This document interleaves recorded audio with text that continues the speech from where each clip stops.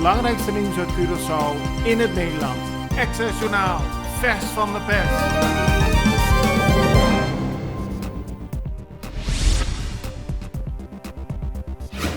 Curaçao werd gisteren getroffen door 2 blackouts. De ene begon rond 2:15 's middags en duurde in sommige wijken tot 6 uur 's avonds. De andere blackout begon vlak voor middernacht en duurde zeker 2 tot 3 uur in sommige wijken. Aqualectra heeft bij monden van Nijsa Isenia Scoop laten weten dat er verder wordt onderzocht wat er zich precies heeft voorgedaan, maar wel benadrukt ze dat de backup installatie gewerkt heeft en gezorgd heeft dat uiteindelijk alle mensen weer stroom krijgen.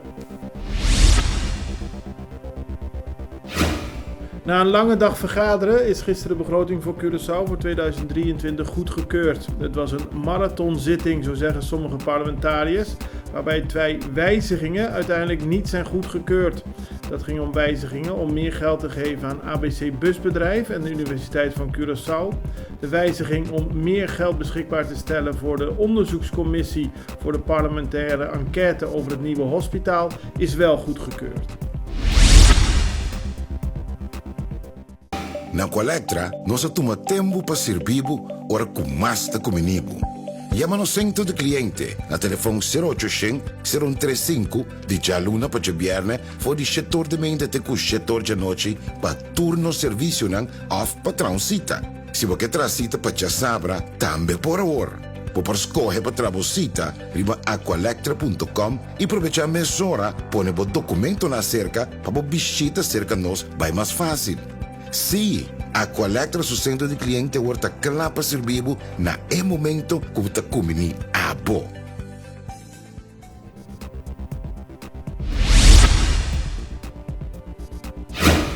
Bij de behandeling van de begroting voor 2023 waren er veel vragen voor minister van Financiën Javier Silvania. Zoveel zelfs dat de minister op een gegeven moment verzuchtte dat hij niet de minister van alles is en niet op alles antwoord kan geven. Wel stelde hij dat indexering voor de jaren 2021 tot 2023 niet mogelijk is qua financiën. Voor de jaren daarop is er wel ruimte gemaakt voor indexering van onder meer de ambtenaren salarissen, aldus Silvania. Curaçao Medical Center laat weten dat in de afgelopen week er enorm veel mensen naar de eerste hulp zijn gekomen. Bijna 600 patiënten melden zich. Uiteindelijk moesten 97 van hem, dat is iets meer dan 16%, worden opgenomen. Daarom benadrukt het ziekenhuis dat niet iedereen zomaar naar de eerste hulp moet gaan.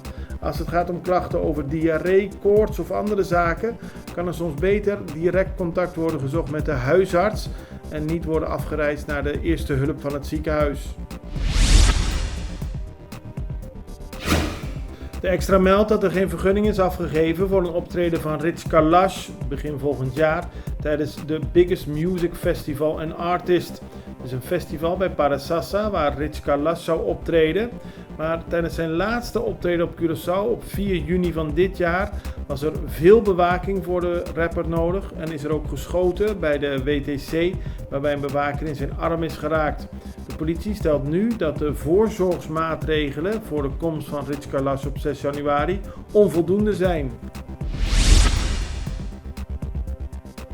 De Nederlandse staatssecretarissen Alexandra van Huffelen van Koninkrijksrelatie en Erik van den Burg van Asiel hebben gisteren een bezoek gebracht aan het VOC. Dat is het nieuwe vreemdelingopvang- en detentiecentrum op het terrein van de SDKK. Daar worden mensen opgevangen die ongedocumenteerd zijn. De 2 staatssecretarissen hebben een bezoek gebracht aan de nieuwe locatie en zijn rondgeleid. De prestigieuze MCB-prijs voor dit jaar is uitgereikt aan Sandals Royal Curaçao. Het luxe resort is dit jaar geopend op Curaçao en MCW wil benadrukken dat het van groot belang is voor de economie van ons eiland. De prijs werd uitgereikt aan Adam Stewart van Sandals. Het belangrijkste nieuws uit Curaçao in het Nederland. Access Journaal, vers van de pers.